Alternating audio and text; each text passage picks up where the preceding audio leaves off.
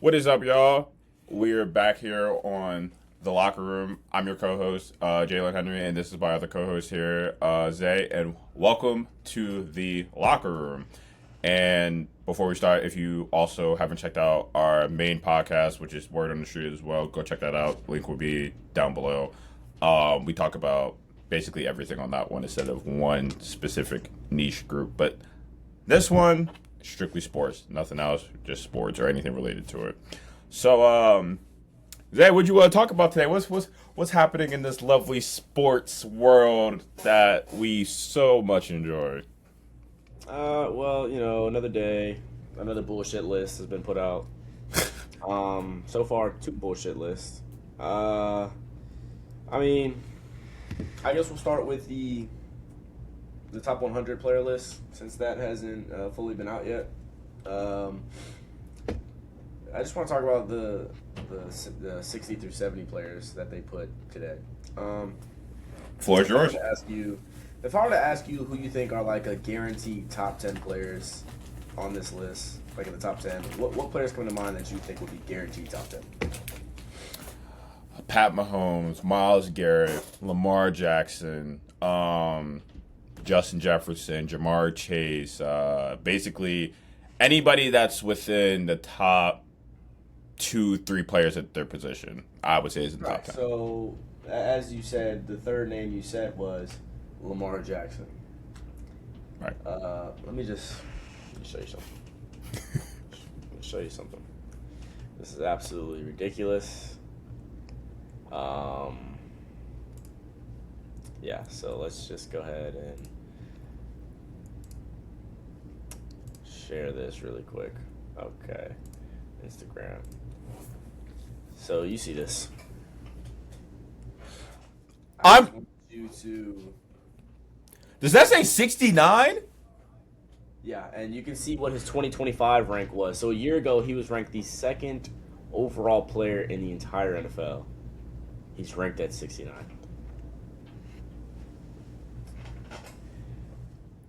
Uh, Now, Go ahead. let's look at some of the players ahead of him. Wow, Cortland Sutton, who's not even top 10 in his position. Okay. this is ridiculous. I don't even know who this is. I don't even know who that is either. Drake London, are we serious? Drake London, another one who's not even top 10. Roquan. Roquan Smith has regressed a lot as a linebacker. He's not as dominant as he once was. Another crazy one. The concussion man himself. Concussion man Chris Olave as is better than Lamar Jackson. Kyle Even though this guy Hamilton. is one of the best defensive players in the league, he's not a better NFL player than Lamar Jackson. No. And then, come on. Are we really saying Bro, better? the Lamar fullback, the fullback is not better than Lamar Jack. Oh, hold on, y'all. Chat. This is my other producer right here. She Hollywood. just got home. Yeah, I know she goes Hollywood on us. Yeah, whatever. She's here, and then that's my brother as well. Hey, yo. Yo, what's good, yo? Yeah, he's getting edited out of the video. Oh, well, I wanted to tell you, but I'll come back to you later. Okay. What am I? Make sure everybody know. Oh, they go follow his TikTok. Well, we'll put it down low, but it's a $5 advertising fee though. Yo, the stream now. Anyway, the fullback, which nobody is familiar with the nickname I gave him because people love to say that Lamar Jackson and Jalen Hurts are running backs because they run a lot and they can't really throw, which me and you both know that actually watch football know that's false. So I decided I want to join in on the fun. Trevor Lawrence is the fullback because I think he's a good passing quarterback. I don't think he's amazing. And on top of that, he runs just as much as Josh Allen and as much as Lamar Jackson. He runs more than Jalen Hurts, but yet they're running backs. He's not. So he's the fullback to me. And he's ahead of Lamar Jackson. And then next, Kevin Byard. I mean, you can see the comments right here. Two-time MVP, best dual threat quarterback of all time is at 69. Lamar clears Trevor, only ranked this high because of one play against Kansas City. Like, at some point, we have to stop. We really have to sit down and stop. And I know players, coaches, they all vote for this list. What are they doing? Like, come on. What is the reason that he's drops from the second best overall player to the 69th best? That's 68 spots. You're telling me he had that Jurassic of a drop off in 1 year, 68 spots? That's what I'm saying. Like, and the thing that makes me mad is people might say, "Oh, he was hurt last year. They didn't make the playoffs." I guarantee you, Joe Burrow and Patrick Mahomes will still be in the top 25 at the very least. Two guys that were hurt last year and didn't make the playoffs. And I guarantee you they will both still be top 25. But Lamar Jackson's at 69.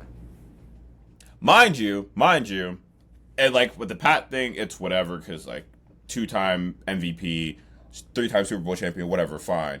But Joe Burrow has accomplished less than Lamar Jackson has outside of the Mickey Mouse Super Bowl appearance that he had. Lamar's a 2-time MVP, 2-time All-Pro, first-team All-Pro, might I add. Joe Burrow doesn't even have any, and that's no disrespect. I like Joe Burrow, but we gotta call a spade a spade. Right. It'll never make sense to me. It's not going to make sense to me. This has been, so far, these lists that have come out so far in the offseason the last couple weeks are some of the worst lists I think I've seen personally by some of these people. Because I just don't understand how we think that, first off, Courtland Sutton over Lamar Jackson. I mean, Chris Olave, and some people might say, "Oh, skill players, they might be higher than the quarterbacks." But Trevor Lawrence, Trevor Lawrence is higher than Trevor Lawrence better than Lamar Jackson. Like, in the comments below, I really am so curious because you guys have voiced your opinion on the Jalen Hurts topic and the Sam Darnold topic, which we love y'all for it very much. Thank y'all for the love and support and the commentary. But this particular moment, this topic, I would love to hear what people have to say about Lamar Jackson falling 67 spots. That's all I have to say about this, because I'm just gonna get pissed off, and yeah, I'm gonna just leave the rest to you on what you think about it further, and everybody who's watching can drop in the comments what they think, because that's the biggest bullshit take I've ever seen.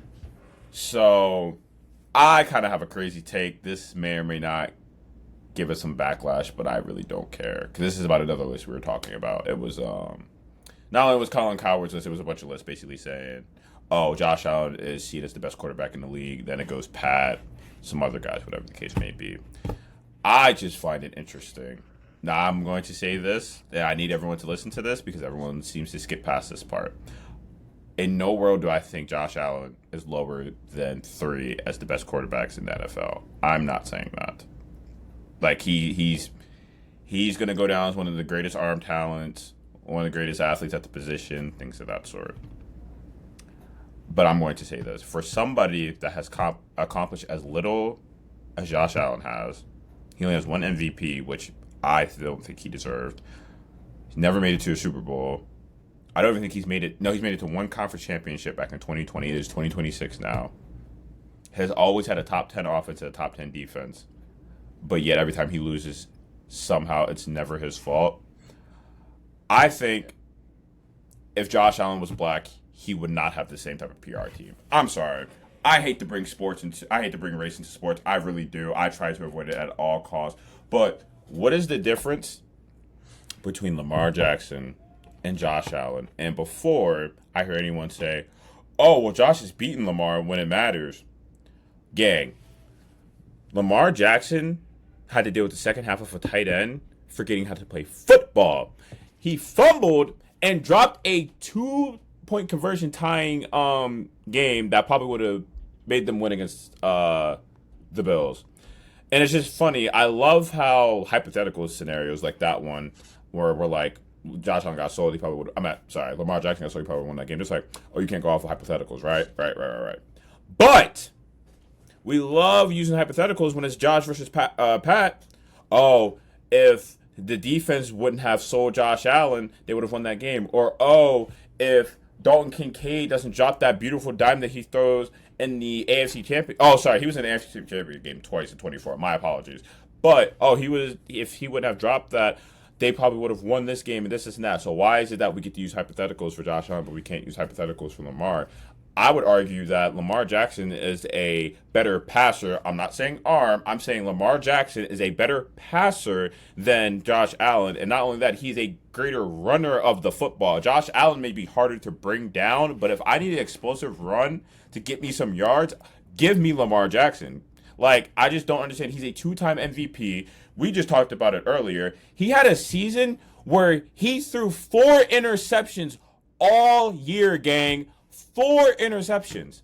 And then he might have fumbled, maybe one time? That's 5 turnovers to 45 total touchdowns. When has Josh Allen ever done that? I will wait. Has Josh Allen ever had less than 10 turnovers in a season? That's a genuine That's question. what I'm saying. Like, don't get me wrong, Lamar, I'm not saying he's no perfect QB by any means. There's things that he could work on, sometimes holding the ball on for too long, trying to make a play. This is not the third. I'm not saying he's perfect by any means necessary. But at the same time, though, if you're going to have this much smoke for Lamar, which, by the way, let us also add that Lamar has never played with a Stephon Diggs or anything. Shoot, he hasn't even played with a DJ Moore, if I'm being honest. Like, don't get me wrong, Zay Flowers is good, but I still think DJ Moore is better than Zay Flowers.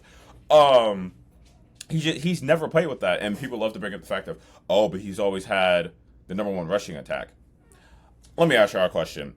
The last 10 Super Bowl winners, when has any of them been a run-first heavy team and have won the Super Bowl? Let's recap, shall we? So, the Seahawks that just won, they were not the number 1 rushing attack. And even though they had a good rushing attack, that's not the reason they won. Even though Kenneth Walker won Super Bowl MVP, it was because of their historic defense, okay? Right? The Philadelphia Eagles, yes, they had Saquon Barkley, but I still don't think they were the number 1 rushing attack. And even if they did have the number 1 rushing attack, guess who else did it? Jalen Hurts at least have A.J. Brown, Devontae Smith, and a top defense, okay? I'm not even going to have to say anything about Kansas City. If you really think we had the number 1 rushing attack, you're a fucking idiot. The Rams, Matthew Stafford doesn't hand the ball off and runs. It does not, like, he does hand the ball, obviously, but, like, no. The Bucs in 2020, you really think Leonard Fournette run offense won the Super Bowl? No. Kansas City in 2019? No. Tom Brady, when he won against the Rams, was 13-3. You really think a rushing attack is going to put up 13 points if it was number 1? Like, come on now. The Eagles, again, did not have the number 1 rushing attack. They had a really good defense, had really good key pieces that Nick Foles played out of his mind. Actually, he threw for 500. So again, and then before that, it was Tom Brady who had Gronk and Julian Edelman, and their running back was, I forget, it was something white. But again, did not have the number 1 rushing attack. So that excuse that y'all love to use for Lamar saying, he needs to get it done anyway because he has the number 1 rushing attack, is bullshit. Because he's never had a really good wide receiver. And don't even Mark Andrews is great, but I mean, no. The rushing attack thing, did the Bills not have a top 5 rushing attack last year? Was James Cook did he not lead the league in rushing yards last year? I'm almost certain he did. I'm I'm pretty sure I had him. I definitely had him in fantasy football. He was definitely the number 1 ranked fantasy football running back all last year. So, what's the problem? What's the problem there? They love to make excuses for him. They do. And what more can we say to try to make it seem like this guy's not a top 3 quarterback in the league? And honestly, like, I would hate it for me, obviously, because, like, he's in my conference. But at this point, I want him to win one because now it's just like, what's the excuse now? Like, you can, like, what is the excuse? The only thing that you could hold over him was maybe, what was it? What was one of his worst playoff performances? Maybe against the Texans when it was just. I would say the AFC Championship game against y'all. Or the AFC Championship game. But if we're gonna hold that over him, cool, that's fine. Why do we not talk about it enough when Josh Allen was put in a fucking jail cell and the Bengals defense in 22? Why don't we talk about that? Because he was in a jail cell. I think he had 3 turnovers, and then this past year, he had 5 total turnovers. Right. right. And Why do we not hold that over his head? it's not his fault. You know what I'm saying? It's ridiculous. Go ahead. I don't get it. I will never get it. And it doesn't make any sense because you have all these other lists that come out where Lamar Jackson is sometimes the top ranked quarterback, and then you come out with the list today and he's not even. He's the 69th. There's 68 other players in football better than him. Come on. And I'm not going for that. I'm not. How are you the third? Like, arguably, like you can't sit there. Exactly, you can't sit there and tell me he's not top 3 quarterback. How is a top 3 quarterback only the 68th best player in the NFL? How does that, or 69? Sorry, how does that make sense? It doesn't. So it's like It never will. I will say this: the people that are part of the Josh Allen PR team, though, I would love to have y'all in my courtroom as my lawyers, because boy, do y'all fight tooth and nail, and y'all know how to sway public opinion about players. I will give y'all that. But at the end of the day, the Lamar disrespect has to stop. He has accomplished more things than every other quarterback not named Matthew Stafford and Patrick Mahomes, because Matthew Stafford has the MVP now. He has the championship, so I will give him both of that. But outside of that, who has accomplished more? No other quarterback. He's got 2 regular season. Come on. I mean, Come on, gang. Like, it's just milestones that other quarterbacks in the history of the game haven't hit. Like, at some point, it gets ridiculous, and this might have been my final straw with the Lamar hate. I mean, what more do you want out of a dual threat quarterback? He's literally changed his game to the point where you could argue he's more of a pocket passer than he's a runner now. Like, I watch games, I'm just like, Lamar, why don't you take off? Yeah, it's just his passing. When he got to the league, it was, can he throw the football? Can he be a quarterback? Can he make those throws? He did it. Now it's can he win an MVP? Can he take his team past the first round? He did that. Then it's going to get to the conference championship. He did that. Now it's going to get to the Super Bowl. If that's the only thing you can hold on him is can he get to a Super Bowl, then there's not a lot to nitpick about him anymore. It's just, can he win the big game now? And that's hard to do in this league. You know what I'm saying? Like, not everybody's going to win 7 like Tom Brady. Come on. Not everybody's going to win 3 like Pat. You know what I'm saying? So if that's the only thing you can hold on him, then I'll live with that, because there's no reason. That's the only thing. And if that's the only thing you can say about him right now, that shouldn't make him 68 other players better than him. right, because we have to hold them to that standard too. Exactly. So we need I need to talk to these players or something and really figure out what their thought process is, because If their thought process was, which, like you said, they need to hold these other players accountable. If their thought process is, oh, he barely played all last year, yada yada yada, fine, I will accept that only if y'all did that same thing for Pat and Joe Burrow. That's the only way I would accept the logic. exactly. But here's also the thing. We say he was hurt all last year. He came back and won them enough football games to where it literally came down to the final kick of the season. With a bad defense, by the way. That defense for Baltimore last year was not good. It was not what it's been in the past. And on top of that, he had really, outside of Zay Flowers, he had nobody to throw the ball to. Not at all. Isaiah likely was a shell of himself. Yeah. Mark Andrews has regressed. Mark Andrews, I didn't even hear a lot about him last year. It was literally Lamar and Derrick Henry versus the world. Every game. That's what it was.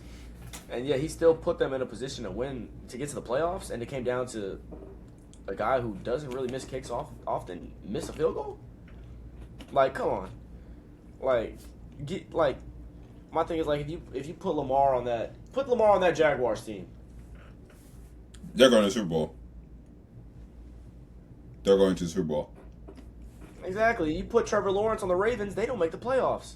Oh, not even close. What are you talking about? Probably a 5-6 win team. They might be looking for another quarterback, gang. Yeah, let's not forget that a couple years ago we were talking about is Trevor Lawrence really that franchise guy? We were really questioning it. So I don't want to hear I don't even want to see the rest of the list. I don't, because if I don't see Pat in the top, I don't care. I mean, like I said, I don't even care if he was hurt last year. He's still a top, at the very least, top 10. You have to put him in there. And with Lamar being at 69, it gives me questions of what players are we not going to see on this list at all? That's a good point. Because, so, like, if I see Sam Darnold on this list, I'm pissed.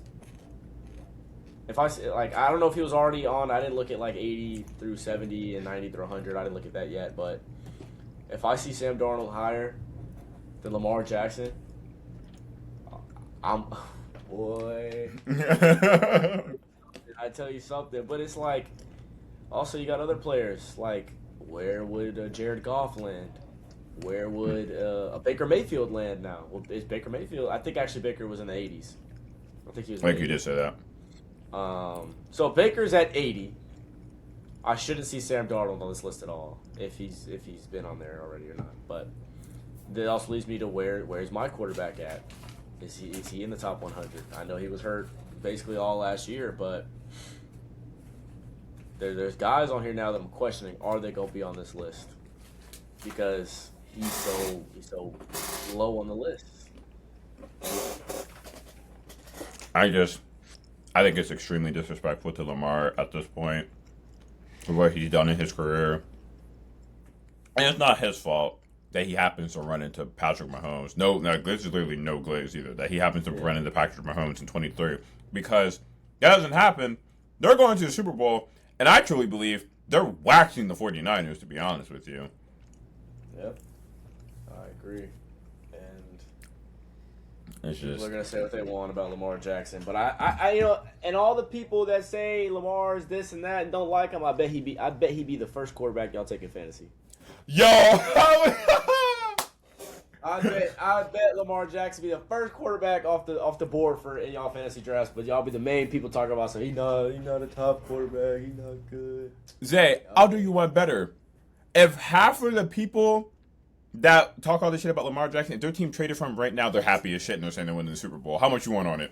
Half their team are automatically Super Bowl. I'm not gonna lie. All these teams are Super Bowl contenders that he gets traded to.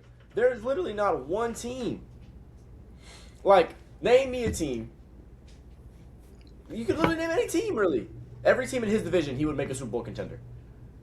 Yes. You put him on the Raiders, they're a Super Bowl contender. Oh, yeah, especially with the piece they have now, absolutely. They just have the number one pick. Like, you put him on the Giants, Super Bowl contender. You put him on any team in the NFL, they're an automatic Super Bowl contender because that's how good of a player he is. That's how much he affects winning. Like, Jay. It's not just he knows how to win games. He wills teams to wins. Imagine him in Atlanta or Detroit. Bro, him in Atlanta would be crazy with that defense, with that offense, with the weapons. There's no telling what they'll do. Like, he's doing this, and he hasn't even really, outside of Derrick Henry being on that team, he don't got much offensively. Zay Flowers, I mean, he's a Pro Bowler. We don't care about the Pro Bowl anymore. But let's be real, he's not a 1A receiver. He's a wide receiver too in this league, my opinion. But this is gonna be the best receiving core he's had in his career, and it's led by Zay Flowers and Jacoby Lane. I think they got another guy, so it's like, I mean, you got him some guys you could throw it up to on the outside, which maybe that puts Zay Flowers more into the slot, which will benefit him. But I don't know, man. I don't know, but we'll see. Watch how fast everybody switches this year when the Ravens are a 13-plus win team, and Lamar Jackson's probably going to win MVP again. So That's your pick. That is going to be my early pick for MVP. It is going to be Lamar Jackson. Yeah, Well then, we might as well get into it. So, give me all your awards. Okay, so obviously MVP, I'm gonna go Lamar Jackson. Now, guys, relax. This is our way too early award predictions. All right. Offensive Rookie of the Year, I'm gonna go Carnell Tate. Can I take your car to go get some ice cream? Huh? Can I take your car to get some ice cream? Your mother shares some okay. too? Did you give me Yeah, some too? you put $5 in it. Yeah. 5? Yeah. Okay. Actually, no, you don't have to. You just give me money for gas. I forgot. Never mind. Go ahead. I'm good. Offensive rookie of the year, I'm gonna go Cardell Tate because he's the pick on this they don't have too much of a run game, and I think that's a great draft pick for Titans. A lot of looks. Defensive rookie of the year, I'm gonna go with the hometown, Sonny Styles.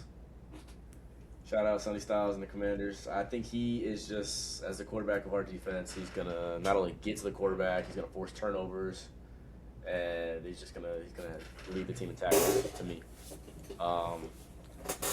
Now when you get to like offensive player of the year, I think he's gonna get it for the first time. I'm gonna go Jamar Chase. Okay. He's gotten the Triple Crown before. I think this is where he gets the offensive player of the year. Defensive player of the year, Myles Garrett. Or actually, I'm gonna switch it up. That one's a little too like. I want a little Will Anderson. I'm going Will Anderson is gonna be the defensive player of the year. Okay. Back to back. And that's about it. I mean, I go coach of the year, but I'm gonna say Dan Quinn because I'm biased. But yeah, those are my way too early award winners. All right. Let's see.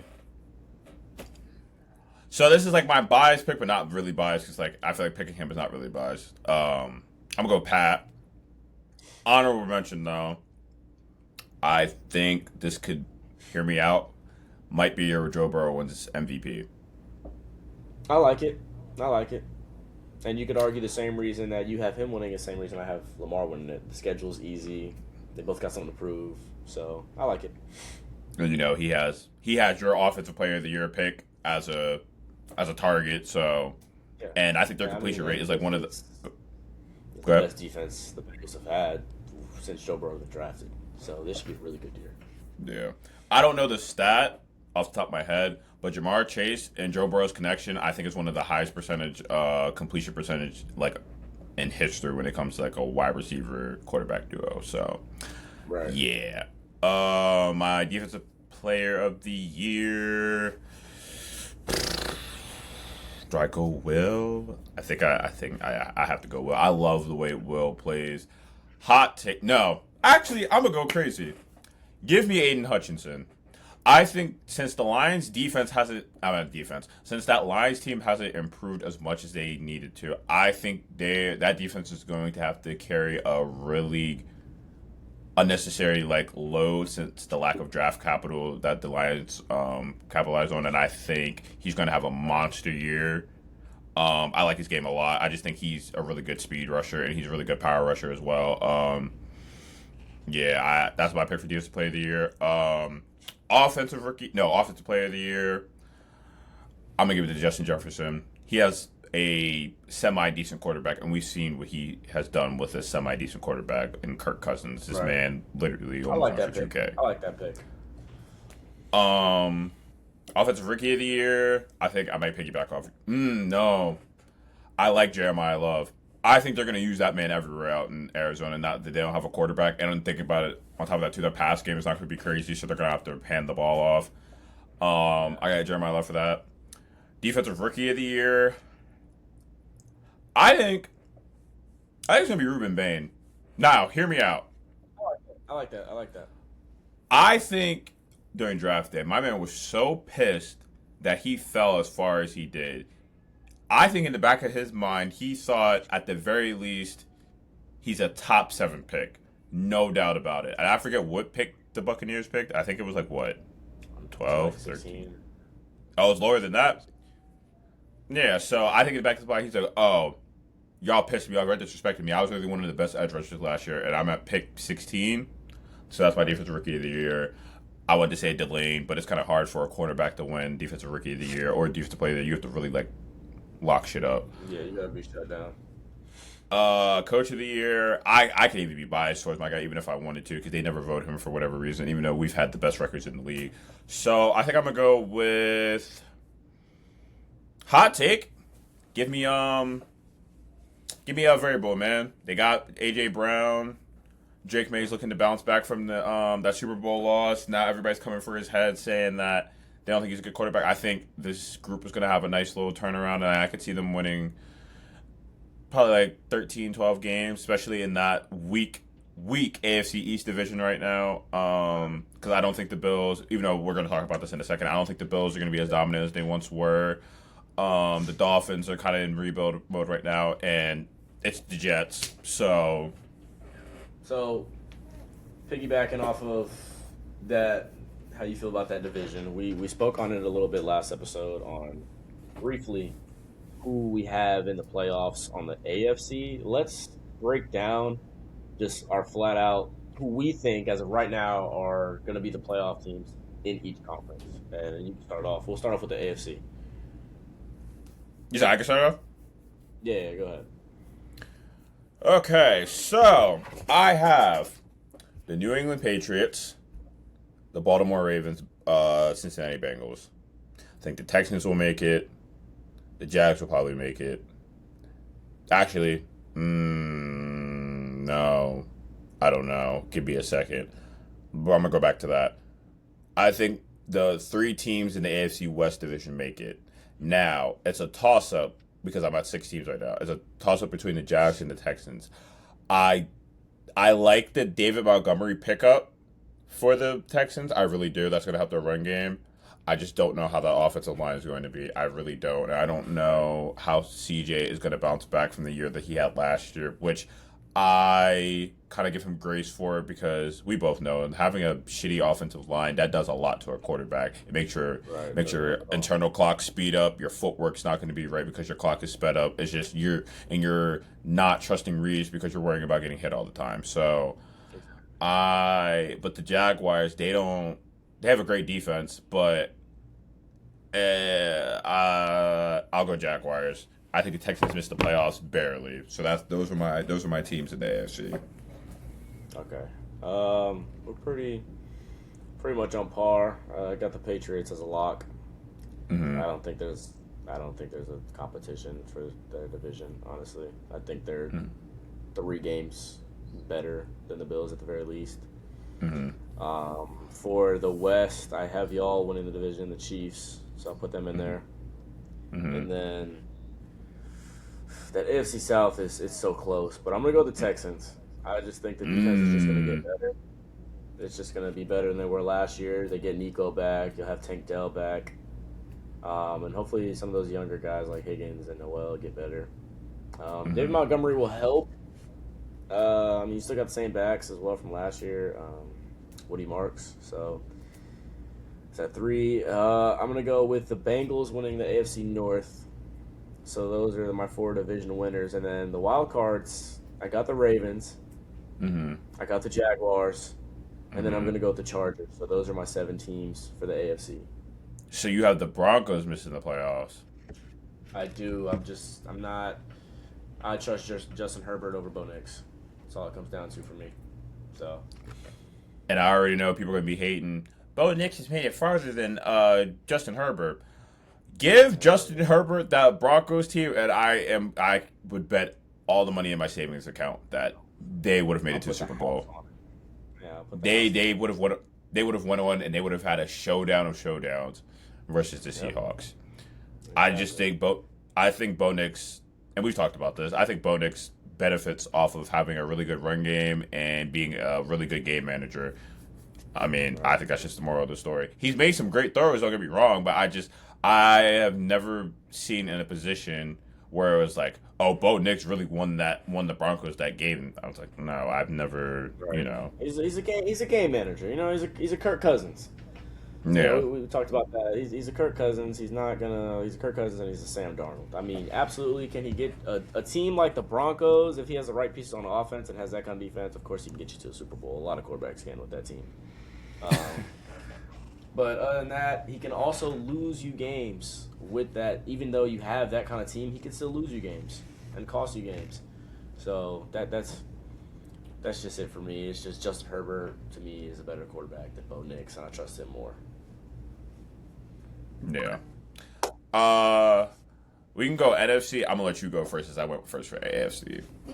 Okay. I'm trying not to be biased here. Guys. Since I'm trying not to be biased, I'll leave my division alone right now. I got the Bears. I got the Bears making the playoffs. I have them locking up the North. I just think they have the best quarterback in that division. Sorry, Jordan Love fans. Higher on Caleb Williams, as most people should be. They improved a lot in the offseason. Moving on to the South. Man. I'm gonna take the Panthers again to make the playoffs because I think they're gonna win that division. It's gonna be a close one again. But I think they have the better defense and the better offense. And I wouldn't say they have the best quarterback in that division. They have the second best quarterback, but I believe they have probably the best overall team in that division. And for the AFC West, I got the Rams. Go ahead, get it out the way. Got the Rams, It's no doubt. I think they honestly win 15 games at the very least. And you know what? I'm going to be the first to say it here. I'm going to be non-biased here. So I'm going, and it pains me to say this.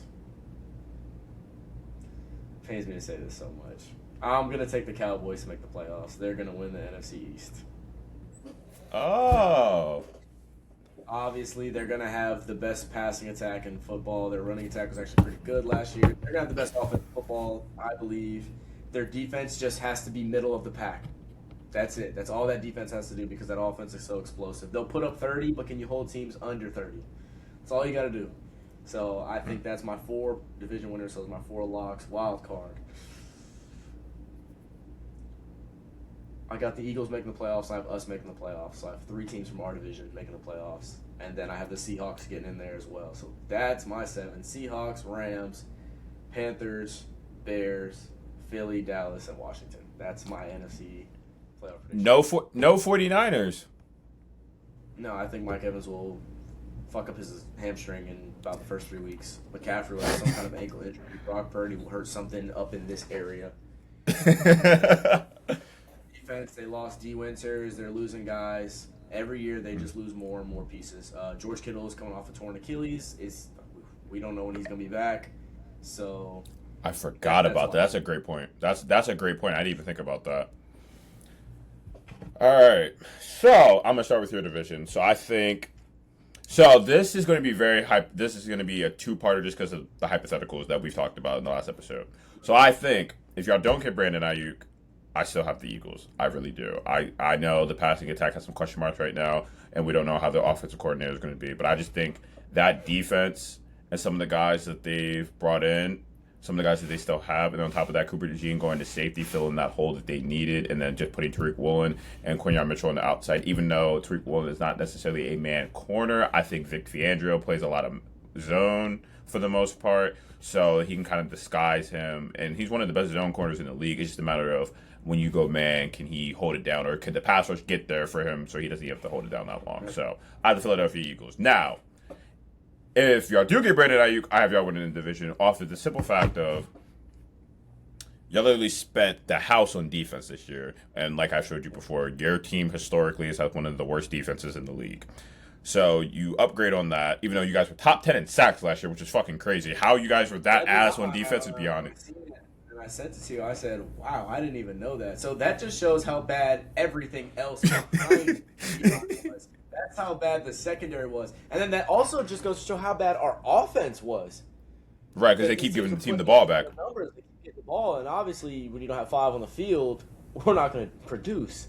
So people, they forget to keep in mind that 5 only played 5 full games last year, if that. Right. So, yeah. But like I said last time, I love the Shenault pickup, even though I'm sad to see him go. I love that pickup. I love the Nick Cross pickup. That was one of my favorite pickups of all free agency. I think y'all nailed the draft. Like, I was talking to my dad about it, but y'all probably had at bare minimum top 3 draft. And those are the 2 teams I think are fighting for the top. The reason why I am out on the Cowboys is just because I think even though that offense is really good and explosive, and I know they've added some guys on defense, I just don't know if I trust Dak Prescott at this juncture in his career to be able to go out there and beat these other teams that I feel like are more complete than the Cowboys. That's the only thing. If they make it in the playoffs, would I be surprised? No, but I just think I don't. I think if anything, they'll make it as a wild card team. I don't see them. I just don't see them winning the division. The NFC North, I think it's the Bears, and I don't know how I feel about Green Bay. Micah Parsons doesn't come back till middle of the year. Josh Jacobs is regressing. They're gonna have to integrate a new running back, and then they've lost receivers to the Eagles, and I just don't know how that passing game is going to be the same.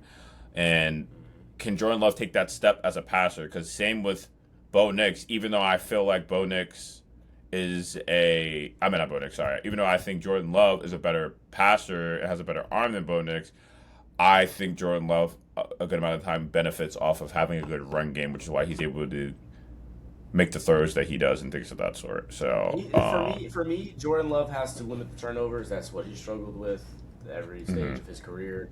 That is what's going to make him that bona fide top 10 quarterback to me. Yeah. So what is that? That's 4 teams so far. No, sorry, that's only 3 teams. Cause I think Dallas might miss the. We'll go 4. I have the Lions, like I said earlier. I don't think they've done anything really in the draft, and they haven't really done anything outside of getting Isaiah Pacheco, which that's not really a, I don't think that's a crazy splash pickup. No disrespect to Isaiah Pacheco. Yeah, I just think after he had that leg injury, it just hasn't been the same for him. The Vikings, now I'm very 50-50 about this Vikings situation, only because they now have a quarterback in Kyler Murray, and we've seen what Kyler Murray has been able to do with a good coordinator and a good team around him. They won, 13 games, 12 games back in 2021, and he was leading MVP candidate for the longest. So I have them kind of maybe close to winning getting the playoffs. Then I think we're the same. I have Carolina, the rest of that division, and I don't think really matches up with Carolina as much. The NFC West, the Rams are probably going to win 15 games. Their secondary improved dramatically. Thank you, Kansas City. They got Myles Garrett. They have Matthew Stafford. They have Puka Nacua. They have Devontae Adams. They have a top 10 tight end. They have one of the best coaches in the NFL. Back pretty shortly here too. And it's just that too. And then people forget that they also have on that defensive line Byron Young as well. Like they're and Fisk too. Still. So, or wait, did I mistake it, or is Byron, or is he still in that? Yeah. Yeah. So it's like they're all. You're gonna have Aaron Donald and Fisk are gonna be the big boys in the middle. Then you're gonna have Young and Myles Garrett on the edges. That's ridiculous to deal with. You can't double anybody on that defensive line. Like, what are we talking about? And then I think the Seahawks will make the playoffs, like you said. I think the Seahawks will make the playoffs. I however, though, think that they'll be fighting with the Minnesota Vikings only because I think with them having a quarterback and Kyler Murray playing with somebody like Justin Jefferson and the arm that he has, I think that could be a lot of fun. The 49ers, after some thought, you're right. I totally forgot that George Kittle is not even going to be back until Lord knows when. Kyle Shanahan's a great play caller, but you can't play call for injuries. And then the Cardinals and all the rest of the bottom feeder teams are just whatever. So there's that. Those are our locks for the NFL season. We're going to put a parlay on it as well. Zay, was there a specific betting app that you wanted to use for these locks or that you have used already? Yeah, so I'm pretty sure throughout this video, if anybody notices, I've been looking to the right a lot because I have some parlays on some WNBA players right now. So I have 2 games pulled up here on my other monitors. I use 3 really. I use Prize Picks mainly. That's like my go-to betting app. I use Underdog and I use Hard Rock. So I actually have an crazy week 1 for the NFL. Parlay. It's a 16 leg, just basically who I think is going to win week 1.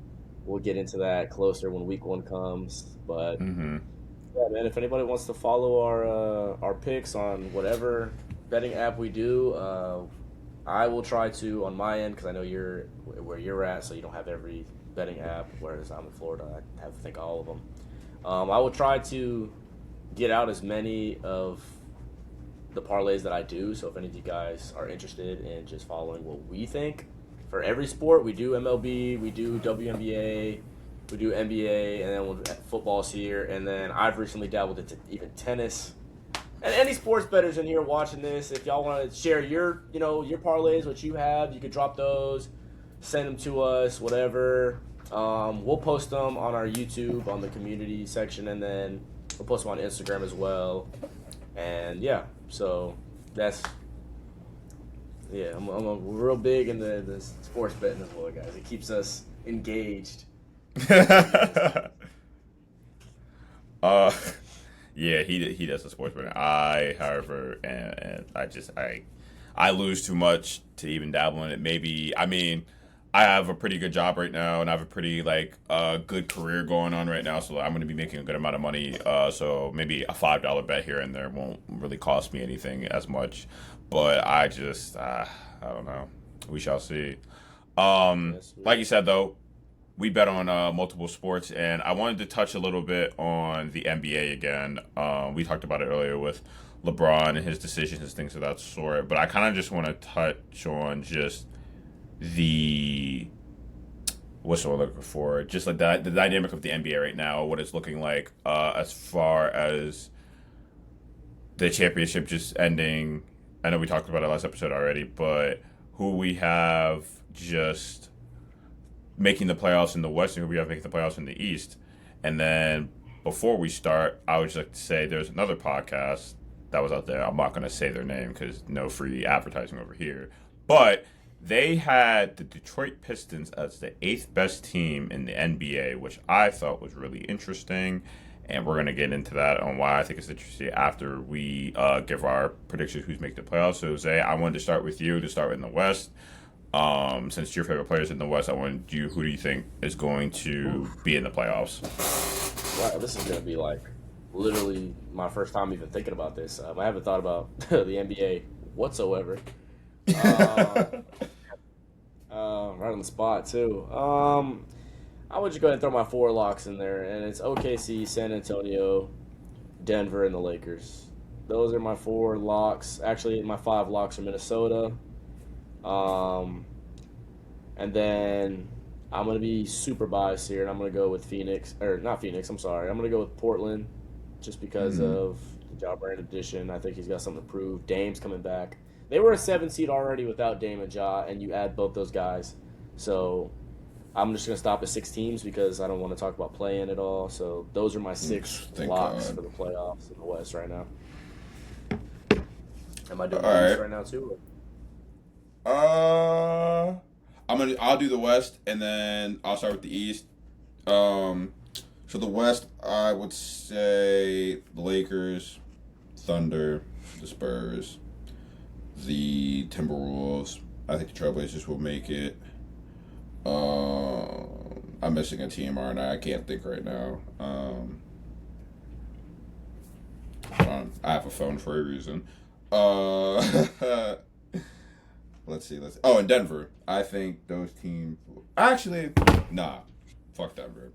Golden State is making the playoffs to me. I think they're a lock. I think. Hear me out. I know we've talked about this, and you're not really confident in the supporting cast that is around the Warriors, and I get it. I do, but I just really think that Jimmy Butler's gonna come back, right? If this is best case scenario. He comes back and he's 80% of what he was. That's still a 15 points per game guy. Still gives you good on-ball defense, so on and so forth. Still have Draymond, regardless of how we feel about him. One of the best IQs in the game. Still top 5 defender in the NBA. You have Kristaps Porzingis. You have the rookies you just drafted. You have some of those guys last year that, let me put my hand down like I'm sincere. You have some of them other guys that have produced last year in some decent minutes. And then Steph's coming back healthy. To me, after seeing 22, not to say that his supporting cast was bad at all. I'm not saying that. But to see him carry the way that supporting cast was from the Western Conference Finals and on, with only his next co-star was only averaging 15 points per game and still won a championship. In my eyes, I think Steph can carry any basketball team. So there's that. And then the East, I think the 1 seed, the East is so uninspiring, but I think it'll be the Knicks at the 1 seed. But see, this is all dependent also as well. If Braun joins any team. I'm just thinking as if Braun's still a free agent. Okay, cool. The Knicks are the 1 seed. Philly will be the 2 seed.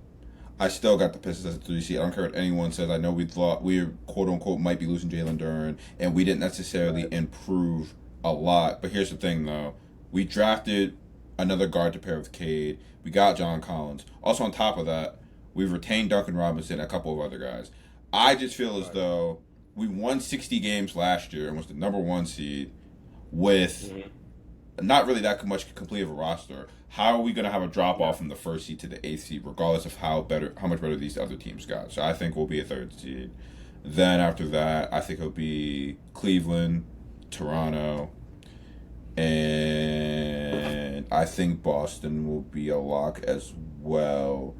And then we're not even going to touch play-in teams. But someone tried to say that the Pacers with Halliburton healthy is better than the Pistons team. Which, first off, Halliburton when healthy is not even better than Cade. I don't care what anyone says. That might sound like a hot take. I don't give a damn. He's not even better than Cade when healthy, so that shit's irrelevant. And then on top of that, who's even on the Pistons?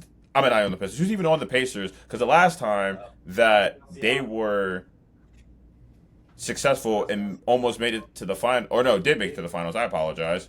They had Miles Turner. Last time I checked, Miles Turner isn't on that team anymore. They have a big improvement at the center position, in my opinion, in Zubac. That's a guaranteed double-double. He'll fit well with Halliburton and that offense. Still got Siakam. Still got Nembhard. They got good pieces. I think this team is slightly better than the finals appearance that they had. But the big question mark is Halliburton's health. So. I still got the Pistons. I just think people do not realize their gravity that Cade Cunningham has, just the fact of how he impacts both sides of the floor, his scoring, passing, rebounding, and on the other end, guarding the best guy. We seen it in the playoffs. He literally guarded Paolo, and I know everybody's gonna be like, "Oh, well, Paolo's at 45 on him." Paolo, first off, is 6'10". Cade is 6'6", and on top of that too, he made tough shots. What the fuck else do you want him to do? You act like he just drove by him and that was that. Like, no, he made tough shots. Credit to Paolo, but at the same time, Cade was doing his thing on defense. And then I don't even have to get started on Asar Thompson as well. Like, we forget that defense also is a big part in winning games in the NBA. I know players are way more skilled now than they were before, but defense still wins championships. Now, it's not going to solely win you a championship, but it is part of it. So that is my opinion on that. So. Before I get into my East locks, shout out Asia Wilson and Caitlin Clark for just winning Western Conference and Eastern Conference WNBA Player of the Months. They're hooping, 2 best players in the league, and then Paige Becker's in there. Shout out WNBA, gotta give them some love. So for my locks in the East, and this might get a lot of heat. There's no order for me when I'm saying this. They're just, in my opinion, they're locks to make the playoffs. And I'm going to just start with the big name that everybody's going to be like, what the fuck? The Washington Wizards are making the playoffs next year, and that's a lock. I don't care what anybody says. Obviously, it's the off season, so I'm already thinking that they're going to be healthy all year. I'm not even thinking about injuries because everybody's healthy right now. So I'm going to go with the Washington Wizards. Anthony Davis is a top 4 to 5. Honestly, sometimes depending on what kind of AD you get in, top 3 big man in the game when he's healthy. Trae Young, we know what he can do when he's healthy. He's a 20-10 guy. And then, have we been watching Summer League? Have we watched the 2 games that AJ DeBonsta played? He's gonna average 20 this year, off the rip. And here's the thing, you can't double team him. You can't double team AD. You can't double team Trae Young. Then you have guys to fill out the rest of that roster. You got Alex Sarr, so AD's playing the 4 that he's cried about for the last 5 years, it feels like, with the Lakers, 6 years. And then you got guys like Keyshawn George, Chris Middleton off the bench, Bub. Like, this team is really good, and it's really deep, and it's young, and it's athletic. You just literally you just gave Trae Young a bunch of 6'7" athletic demons that can score at all 3 levels. That's how I look at it. So that's my team right there. I have the Pistons in as well, the defending champ Knicks. I'm at 3. I got Philly. Oh man, I got Toronto. and Boston. Those are my 6 locks right there for the East. So you think Cleveland will be fighting in a play-in? Yes, they've lost Dean Wade, they've lost Keanu Ellis. It seems that they lost Dennis Schroeder. I believe they're going to lose him. James Harden is still a free agent, by the way. You have no room to really improve the roster because your core four are making too much money. You're already over the apron, and you haven't even re-signed Harden yet. So, and if you think Harden's going to take anything less than $20 million a year, I'm sorry, but you're dumb. So I think they're going to be fighting for a spot. I just think teams got better and the Cavs got worse. I think that's just really what it is. So. Yeah, I agree. I 1,000% agree. Now, I have a question for you. Who's winning MVP next year? Luka Doncic. Oh, that's not what I was expecting. That's not a crazy answer, though. That's not crazy. I can see it. The media's hate on him. Yeah. But yeah, Luka. This team is built for Luka. So he plays 65 games, so he'll win MVP. You can stamp that. I'm gonna say for my MVP pick, low key, give me Anthony Edwards. Hear me out. This is like out of the water. This is like out of the woodwork thinking. He doesn't have to play make anymore, even though he rarely did that anyway. But like he had to sometimes. He doesn't have to play make anymore. He has LaMelo to do that. Right. He doesn't have to shoot as much if he really doesn't want to. He's going to, but he doesn't have to. He can simply focus on being a menace on defense, which we both know he can be. He just takes players off because he has to be the whole team.